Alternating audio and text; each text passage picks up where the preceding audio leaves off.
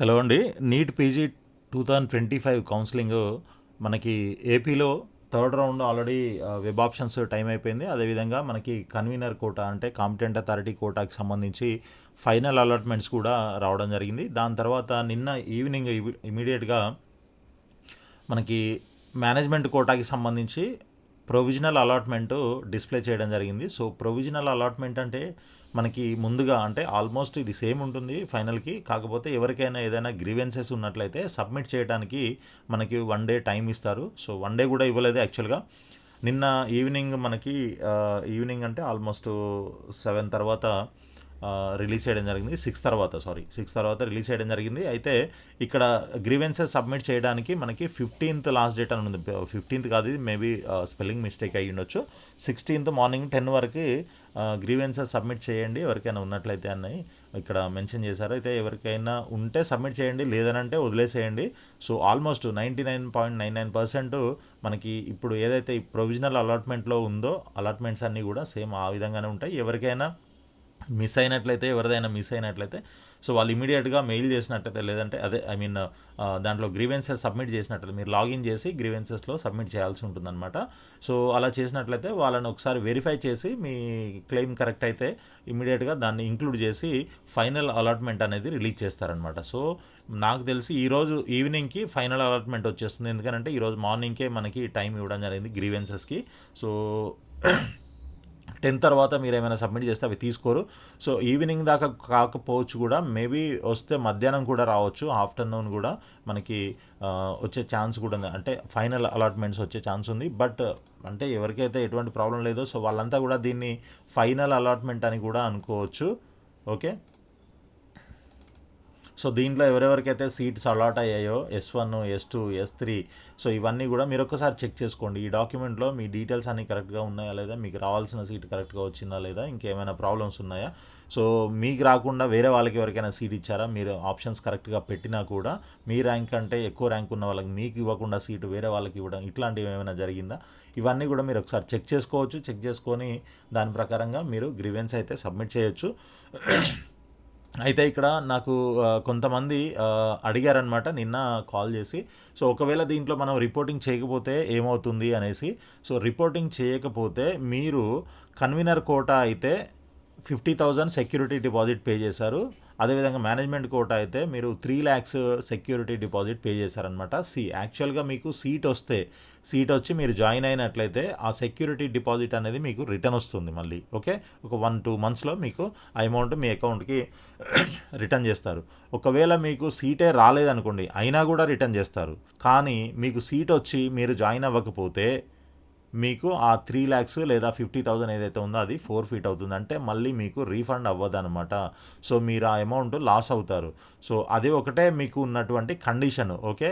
అయితే కొంతమంది మమ్మల్ని డీబార్ చేస్తారా, మాకు ఈ కన్వీనర్ కోటాలో 50,000 కట్టి మేము ఏదో ఆప్షన్స్ పెట్టాం కానీ మాకు నచ్చిన కాలేజ్ రాలేదు అని కూడా కొంతమందికి డౌట్స్ ఉన్నాయి. సో నచ్చిన కాలేజీ రాలేదు అని అంటే అసలు నచ్చని కాలేజీలు పెట్టకూడదు కదా. నచ్చనివి కాలేజెస్ కానీ బ్రాంచెస్ కానీ పెట్టొద్దు. అనవసరంగా పెట్టి ఇలాంటి చిక్కుల్లో పడటం ఎందుకు చెప్పండి. సో అలాంటివి పెట్టకుండా ఉంటేనే మంచిది. మీరు వద్దు అని అనుకున్నవి, మీరు వెళ్ళను అని అనుకున్నవి మీరు డెసిషన్ ముందే తీసుకోవాలి. ఓకే. సో ఇది నేను ప్రతి వీడియోలో చెప్పాను. సో ఆ డెసిషన్ తీసుకోకుండా మీరు ఏదైతే స్టెప్ ముందుకేసేసి తర్వాత అలాట్మెంట్ వచ్చిన తర్వాత అరే ఇది నాకు నచ్చలేదు, ఇప్పుడు ఏం చేయాలి, నాకు ఏమైనా ప్రాబ్లం అవుతుందా, ఇలాంటివన్నీ ఇప్పుడు ఆలోచించే బదులు ముందే ఆలోచించుకొని మీరు ఆప్షన్స్ కరెక్ట్గా పెట్టున్నట్లయితే ఖచ్చితంగా మీకు మీరు అనుకున్న కాలేజీలో ఛాన్స్ ఉన్నట్లయితే మీకు డెఫినెట్గా సీట్ వచ్చి ఉండేది. బట్ ఇప్పుడు ఏమైంది, కోర్స్ మీ ర్యాంక్కి వచ్చేదే వచ్చి ఉంటుంది మీరు ఆప్షన్స్ పెట్టిన దాని ప్రకారంగా, మీరు ప్రయారిటైజ్ చేసిన దాని ప్రకారంగా. బట్ మీకు ఇంట్రెస్ట్ లేని ఆప్షన్స్ మీరు పెట్టకూడదు ఫస్ట్ ఆఫ్ ఆల్. ఓకే, సరే పెట్టారో అయిపోయింది, ఇప్పుడు ఇది చేసేదేం లేదు, మీకు సీట్ వచ్చింది. ఒకవేళ మీరు జాయిన్ అవ్వకపోతే మీరు కట్టిన సెక్యూరిటీ డిపాజిట్ లాస్ అవుతారు ఒకటి. అంతే తప్ప ఇంకా మీకు డీబార్ చేయడము ఇట్లాంటివి అయితే ప్రస్తుతానికి మనకి ఏపీలో లేవు. తెలంగాణలో ఉంది ఆ condition.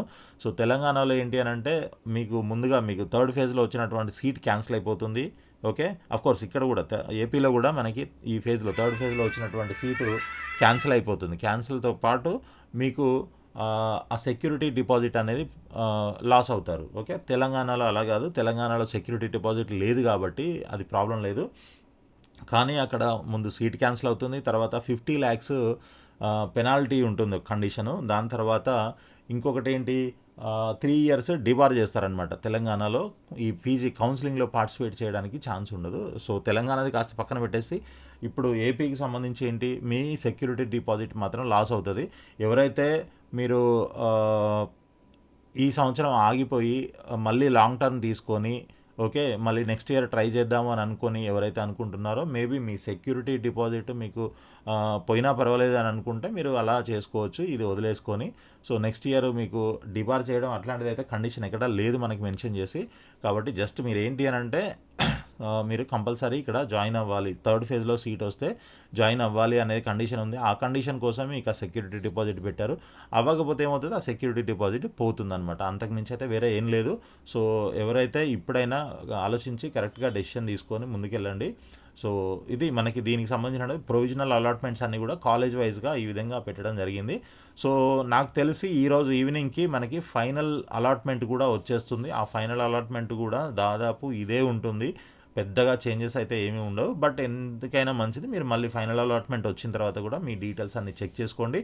And at the same time మీరు లాగిన్ చేసి కూడా మీరు మీ లాగిన్లో మీకు ఎక్కడ ఏ కాలేజ్ ఏ కాలేజు ఏ బ్రాంచ్ అలాట్ అయిందనేది కూడా మీరు తెలుసుకునే ప్రయత్నం అయితే చేయొచ్చు. దాంతోపాటు ఫైనల్ అలాట్మెంట్ వచ్చిన తర్వాత మీ అలాట్మెంట్ ఆర్డర్ డౌన్లోడ్ చేసుకోవాల్సి ఉంటుంది. అలాట్మెంట్ ఆర్డర్ డౌన్లోడ్ చేసుకోవడానికి తెలుసు కదా మీకు, యూనివర్సిటీ ఫీజు పే చేయాల్సి ఉంటుంది. అది పే చేసి అలాట్మెంట్ ఆర్డర్ డౌన్లోడ్ చేసుకొని దాంట్లో మీకు కట్ ఆఫ్ అంటే క్లోజింగ్ డేట్ కూడా ఉంటుంది ఫర్ రిపోర్టింగ్ అనమాట. సో ఏ డేట్ లోపల మీరు కాలేజ్కి వెళ్ళి రిపోర్ట్ చేయాలనేది దాంట్లో క్లియర్గా మెన్షన్ చేసి ఉంటుంది. సో అదంతా చూసుకొని దాని ప్రకారంగా మీ సర్టిఫికెట్స్, బాండ్స్, ఫీజు, డీడీ, ఇంకా స్కోర్ కార్డు, ఇట్లాంటివి ఆధార్ కార్డు, పాన్ కార్డు ఏమేమి అడుగుతారో అవన్నీ కూడా మొత్తం అంతా రెడీ చేసుకొని పెట్టేసుకోండి ఇప్పుడే. ఓకే, సో ఆ ఫైనల్ అలాట్మెంట్ రాగానే డేట్ చూసుకోండి, ఆ డేట్ లోపల వెళ్ళి అక్కడ మీరు రిపోర్టింగ్ అయితే చేసేయండి. సో ఆల్మోస్ట్ మనకి చాలా సీట్లు అయితే ఫిల్ అయిపోయాయి థర్డ్ ఫేజ్లో. మనకి ఫేజ్ 1లో, ఫేజ్ 2లో, ఫేజ్ 3లో అందరివి మొత్తం డేటా అంతా దీంట్లో ఉంటుంది. అదేవిధంగా మనకి S1A, S1B అండ్ S2, S3లలో ఎంతెంతమంది జాయిన్ అయ్యారు అండ్ ఎన్ని సీట్లు ఫిల్ అయ్యాయి and cut off closing ranks ఎంత, కాలేజ్ వైజ్ కానీ లేదంటే బ్రాంచ్ వైజ్ కానీ లేదా కోటా వైజ్ అంటే S1, S2, S3 వైజ్గా మనకి కట్ ఆఫ్ ర్యాంక్స్ ఎంతవరకు వచ్చాయి థర్డ్ ఫేజ్లో. అండ్ ఫైనల్ ఫేజ్లో అంటే స్టే వేకెన్సీ రౌండ్లో మనకి ఇంకేమైనా ఛాన్స్ ఉందా అంటే స్టే వేకెన్సీ రౌండ్కి ఇప్పటివరకు ఎవరికి సీట్ రాని వాళ్ళు ఎవరైతే ఉంటారో వాళ్ళకి మాత్రమే ఛాన్స్ ఉంటుందన్నమాట, అందరికీ ఉండదు. సో అండ్ ఇందాక ఒక వీడియో కూడా పోస్ట్ చేశాను. సో ఆల్ ఇండియా కోటాకి సంబంధించి ఈ రోజు నుంచి కొత్త రిజిస్ట్రేషన్ కూడా స్టార్ట్ అవుతుంది. దాంట్లో కూడా ఎవరైనా ట్రై చేయాలనుకుంటే మళ్ళీ ఒకసారి దాంట్లో రిజిస్టర్ చేయని వాళ్ళు చేసుకోవచ్చు, చేసిన వాళ్ళు అప్గ్రేడ్ చేసుకోవచ్చు, లేదంటే అప్గ్రేడ్ ఆల్రెడీ ఉన్న వాళ్ళు మేనేజ్మెంట్ కోటాకి సో ఈ రోజు నుంచి చాయిస్ ఫిల్లింగ్ అయితే చేసుకోవచ్చు అనమాట. సో మనకి ఆల్ ఇండియా కోటా ఛాన్స్ ఉంది. అండ్ ఇక్కడ ఆల్రెడీ రిజిస్టర్ చేసిన వాళ్ళకి ఫైనల్ సీట్ రాని వాళ్ళకి, ఇదంతా కూడా సీట్ రాని వాళ్ళకి స్టే వేకెన్సీ రౌండ్, సీట్ ఎక్కడైనా ఉన్నది సీట్ వచ్చింది అని అన్న వాళ్ళకి స్టే వేకెన్సీ రౌండ్లో ఎలిజిబిలిటీ ఉండదు. కాబట్టి ఈ పాయింట్ ఒకటి గుర్తుపెట్టుకొని దాని ప్రకారంగా మీరు నెక్స్ట్ ఫర్దర్ స్టెప్ అయితే తీసుకోండి. సో సీట్ రాని వాళ్ళు ఎవరైతే ఉంటారో వాళ్ళకి క్లోజింగ్ ర్యాంక్స్ అంటే థర్డ్ ఫేజ్లో క్లోజింగ్ ర్యాంక్స్ ఎంతవరకు వచ్చాయి అది ఫైనల్ అలాట్మెంట్ వచ్చిన తర్వాత ఈరోజు ఈవినింగ్ వస్తుంది కదా, వచ్చిన తర్వాత నేను మేబీ ఈవినింగ్ కానీ రేపటి వీడియోలో కానీ ఆ క్లోజింగ్ ర్యాంక్స్ అన్నీ కూడా మీకు చూపించే ప్రయత్నం అయితే చేస్తాను. సో ఇది మనకి ఈరోజు ఉన్నటువంటి అప్డేట్ అనమాట. సో మీరు వీడియోని లైక్ చేసి మీ ఫ్రెండ్స్ కూడా షేర్ చేయండి. అదేవిధంగా అప్డేట్స్ కోసం మన ఛానల్ని సబ్స్క్రైబ్ చేసి ఫాలో చేస్తూ ఉండండి. సో ఆల్ ది బెస్ట్ అండి, థ్యాంక్ యూ సో మచ్.